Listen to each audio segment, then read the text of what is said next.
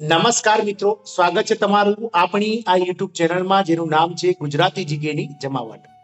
આજના વિડીયોમાં આપણે વાત કરીશું કેન્દ્રીય કર્મચારીઓના અને પેન્શનર્સોના ડીએ અને ડીઆરમાં. મિત્રો, ગત 7 માર્ચે એનડીએ સરકાર એટલે કે જે ભાજપ સરકારની જે કેન્દ્રીય કેબિનેટ મિનિસ્ટરની બેઠક મળી હતી તેમાં મિત્રો 4% જે મોંઘવારી ભથ્થાનો વધારો છે 1 જાન્યુઆરી 2024 થી તેને મંજૂરી આપી દેવામાં આવી છે.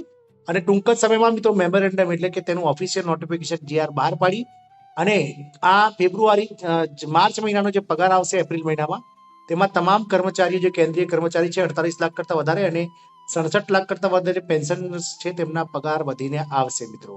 હવે મિત્રો કેન્દ્રીય કર્મચારીઓના ડીએમાં પણ વધારા બાદ હવે બેઝિક સેલેરીનો વારો છે, એટલે કે હવે બેઝિક સેલેરી પણ વધી જશે. મિત્રો, જાણો ક્યારે મળશે આ ગુડ ન્યૂઝ આજના વિડીયોમાં વિગતવાર જાણીએ તો વિડીયોના અંત સુધી બન્યા રહેશો. અને જો તમે અમારી ચેનલમાં નવા હોય તો અમારી ચેનલને સબસ્ક્રાઇબ કરી બાજુમાં રહેલું બેલ આઇકોન દબાવીને ઓલ નોટિફિકેશન ઓન કરી લેજો, જેથી કરીને ચેનલ પર મૂકવામાં આવતા વિવિધ ભરતીઓના નોટિફિકેશન, વિવિધ ભરતીઓના પરિણામ, જનરલને લગતા વિડીયો અને સરકારી કર્મચારી પેન્શનર અને યોજનાઓને લગતા પરિપત્રો તમને સરળતાથી ઉપલબ્ધ થઈ જાય. તો મિત્રો, કેન્દ્રીય કર્મચારીઓના ડીએમાં વધારા બાદ હવે બેઝિક સેલેરીનો નંબર છે. જાણો ક્યારે મળશે ગુડ ન્યૂઝ. હોળીના તહેવાર પહેલા સરકારે મોંઘવારી ભથ્થામાં 4%નો વધારો કર્યો હતો. આ સાથે એચઆરએમાં પણ મોટો વધારો થયો છે. હવે ચર્ચા શરૂ થઈ છે કે મોંઘવારી ભથ્થું 50% થઈ ગયું છે તો હવે તેને શૂન્ય કરવામાં આવશે કે કેમ. તો મિત્રો, કેન્દ્રીય કર્મચારીઓ માટે આ વર્ષ શાનદાર રહેવાનું છે. હકીકતમાં મોંઘવારી ભથ્થું એટલે કે ડીએનએસ એલાઉન્સ વર્ષમાં 2 વખત તો વધશે જ.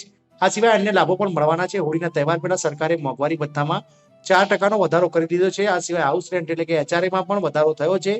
તો ચર્ચા શરૂ થઈ ગઈ છે કે મોંઘવારી ભથ્થું હવે 50% થઈ ગઈ છે તો તેને શૂન્ય કરવામાં આવશે.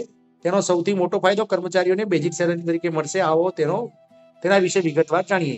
મિત્રો, બેઝિક સેલેરીમાં સામેલ થઈ જશે મોંઘવારી ભથ્થું એટલે કે બેઝિક સેલેરીમાં જબરજસ્ત વધારો કઈ રીતે થશે તેના માટે થોડા ફ્લેશબેકમાં જઈએ. સરકારે 2016માં જ્યારે 7મું પગાર પંચ લાગુ કર્યું હતું તો મોંઘવારી ભથ્થું શૂન્ય કરી દેવામાં આવ્યું હતું. ગણતરી માટે નવું આધાર વર્ષ નક્કી કરવામાં આવ્યું હતું. મોંઘવારી ભથ્થું શૂન્ય થવાથી કર્મચારીઓને તે ફાયદો થયો કે તે પાછલું મોંઘવારી ભથ્થું તેમના મૂળ પગારમાં સામેલ કરી દેવામાં આવ્યું હતું. હવે તે ફરીથી થવાનું છે. મોંઘવારી ભથ્થાને એકવાર ફરીથી બેઝિક સેલેરીમાં મર્જ કરી પગાર વધારાની યોજના છે અને પછી મોંઘવારી ભથ્થું શૂન્યથી ફરીથી શરૂ કરવાની પણ યોજના છે. મિત્રો, કેમ શૂન્ય થઈ જશે મોંઘવારી ભથ્થું? તો હવે સવાલ થાય છે કે આ કેવી રીતે બનશે.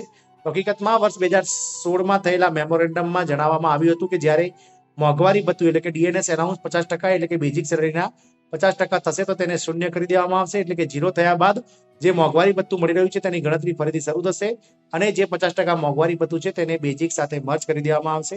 આમ થવા પર મોંઘવારી ભથ્થાને બેઝિકમાં મર્જ કરી દેવામાં આવશે. તેનાથી કર્મચારીઓના પગારમાં રિવિઝન થઈ જશે. તેનો ફાયદો એ થશે કે કર્મચારીઓને તેના પગારમાં રિવિઝનમાં લાંબો સમય રાહ જોવી નહીં પડે.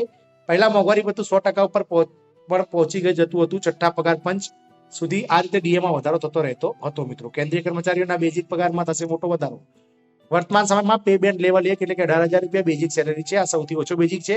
તેની ગણતરી કરીને જોઈએ તો કુલ અત્યારે મળી રહ્યું 7,560 રૂપિયા મોંઘવારી ભથ્થું મળી રહ્યું છે. પરંતુ જો આગામી ગણતરી 50% મોંઘવારી ભથ્થા પર જુઓ તો 9,000 રૂપિયા મોંઘવારી ભથ્થું મળશે. હવે એ કેચ અહીં કહેવામાં આવે છે કે 50% ડીએસ શૂન્ય થશે તો તેને બેઝિક પગારમાં જોડી દેવામાં આવશે. એટલે કે 18,000 રૂપિયાની બેઝિક સેલેરી પગાર વધી અને 27,000 રૂપિયા થઈ જશે. ત્યારબાદ મોંઘવારી ભથ્થું 27,000 રૂપિયા પર કેલ્ક્યુલેટ થશે. જો શૂન્ય થયા બાદ 3% ડીએ વધે તો 810 રૂપિયા મહિને તેના પગારમાં જોડવામાં આવશે. ક્યારે થશે બેઝિક પગાર વધારો? કેન્દ્રીય કર્મચારીઓનું મોંઘવારી ભથ્થું 50% થઈ ગયું છે. તેને 1 જાન્યુઆરી 2024 થી લાગુ કરી દેવામાં આવી છે. હવે આગામી રિવિઝન જુલાઈ 2024માં થવાનું છે. એટલે કે જુલાઈ 2024માં મોંઘવારી ભથ્થાનો દર શૂન્યથી શરૂ થઈ કે 3 કે 4% હોઈ શકે છે. એટલે કે જુલાઈ 2024 માટે મોંઘવારી ભથ્થાનો દર નક્કી કરતા પહેલા સરકાર 5% ડીએને બેઝિક સેલેરીમાં મર્જ 50% બીએને બેઝિક સેલેરીમાં મર્જ કરવાની મંજૂરી આપી શકે છે. મર્જ થતા જ પે બેન્ડ લેવલ 1ના કર્મચારીઓના બેઝિક પગારમાં સીધો 9,000 રૂપિયાનો વધારો થઈ જશે. ફરી વધશે 4% મોંઘવારી ભથ્થું. તો કેન્દ્રીય કર્મચારીઓના મોંઘવારી ભથ્થામાં 4%નો વધારો માર્ચમાં કરવામાં આવે છે, જે જાન્યુઆરી 2024 થી લાગુ થશે. હવે જુલાઈ 2024 થી આગામી મોંઘવારી ભથ્થાની જાહેરાત થઈ શકે છે. આશા છે કે તેમાં 4%નો વધારો થશે. એક્સપર્ટ પ્રમાણે જે રીતે મોંઘવારીની સ્થિતિ છે તે પ્રમાણે 2 મહિનાના એઆઈસીપીઆઈના આંકડા આવ્યા છે. તેના પરથી સ્પષ્ટ થાય છે કે જુલાઈમાં પણ મોંઘવારી ભથ્થામાં 4%નો નિર્ણય મિત્રો કેન્દ્ર સરકાર દ્વારા આપી શકવામાં આવે છે. 2016માં પ્રથમવાર મત થયું હતું ડીએ. જ્યારે પણ નવું પગાર પણ લાગુ કરવામાં આવે છે તો કર્મચારીઓને મળનાર ડીએને મૂળ વેતનમાં સમાવેશ કરી દેવામાં આવે છે. જાણકારોનું કહેવું છે કે આમ તો નિયમ કર્મચારીને મળનાર 100% ડીએને મૂળ વેતનમાં સામેલ કરવું જોઈએ, પરંતુ આમ થતું નથી. તે માટે નાણાકીય સ્થિતિ આડી આવે છે. પરંતુ વર્ષ 2016માં આમ કરવામાં આવ્યું હતું. આ પહેલા વર્ષ 2006માં જ્યારે છઠ્ઠું પગાર પંચ આવ્યું એ સમયે પાંચમા પગાર પંચના ડિસેમ્બર 2000 સુધીના જે 2009 સુધીના 187% ડીએનએ મળી રહ્યું હતું. આ ડીએનએ મૂળ વેતનમાં મર્જ કરવામાં આવ્યું હતું, જેથી છઠ્ઠા પગાર પંચનો ગુણાંક 1.87 હતો. ત્યારે નવો પે બેન્ડ અને ગ્રેડ પે પણ બનાવવામાં આવ્યો હતો, પરંતુ તેમાં 3 વર્ષ લાગ્યા હતા.